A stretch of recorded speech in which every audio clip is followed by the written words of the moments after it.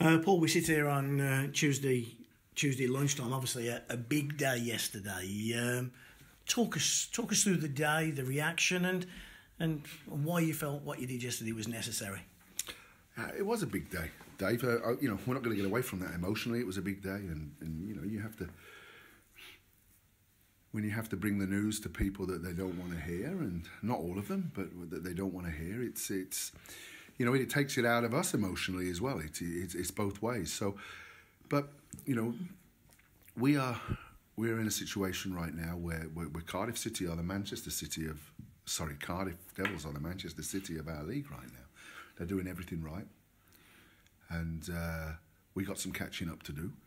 We're not at where they are right now, and this planning started 2 months ago, and we need to improve, and we need to close the gap. I think we had a good season, and people who listen to this will think otherwise, because we're the Sheffield Steelers and we should win every year, and absolutely we should want to win every year, but we weren't good enough to win this year. And some of the signings I made, their CVs didn't pan out to what I thought they'd bring. Offensively, we weren't gifted enough this year as a whole. And I think there was other areas of our game that were very good and proved to be. But, a good year isn't good enough in Sheffield. And, third place, we lost in the playoff final, but the boys gave everything they had.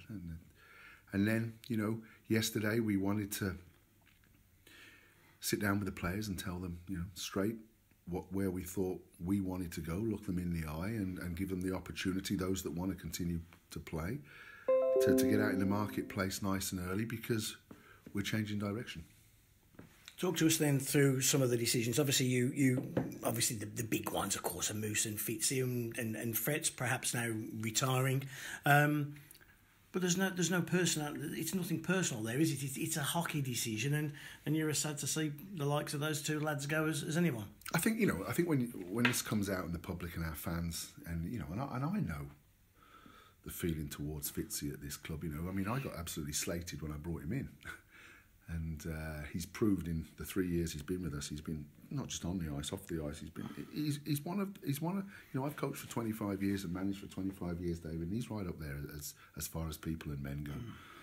And but I have to look at the big picture, and if emotion gets in the way, and God, it was tough. Let me tell you, it was tough. I'm a human being as well. I'm not some rat bag that just walks in and points at someone and says you're fired. He hasn't been fired. What we've decided is not to offer another contract to Fitzy this year, and and that was tough because of everything that he does bring. But we feel that the gap between us and Cardiff right now is at a point, and that's not just Fitzy. I'm not talking about Fitzy specifically from that point of view.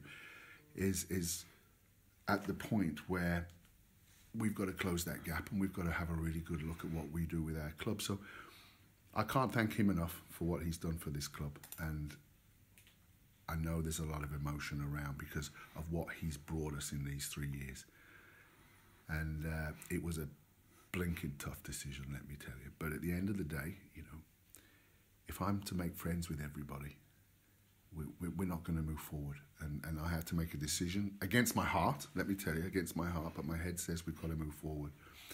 Fretz is a little different. He's not quite knowing what he's going to do. So we've kind of mutually said, okay, we'll go our own ways. And Moose, obviously, great stats this year, everything else, but we're going in a different direction.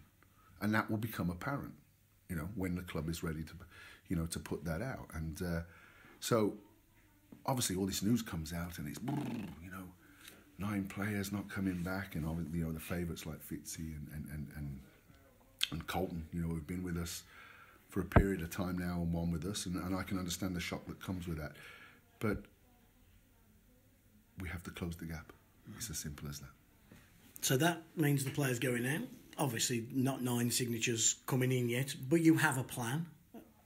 You're not going to tell us all the details of it, but you said the plan's been underway for a couple of months. Yeah, it has. We recognise. We played, and please, people listening to this is not excuses. This is factual. We played some 84 games last year, and so we've cut down our pre-season training camp to only 4 games this year from 8. We're not in Europe this year, which, I've got to be honest, David, I'm glad about. Minsk, we lost Robert Dowd in Minsk. You know, the games and the travel and everything, and you know, you go away, you play and then three... the making up of fixtures as well. Exactly. I mean, you play 3 games in 3 nights against great opposition. You know, the Continental Cup was pretty good this year. And I'm not knocking Nottingham, but fantastic. We got a bronze medal against 4 very good teams that were at that final.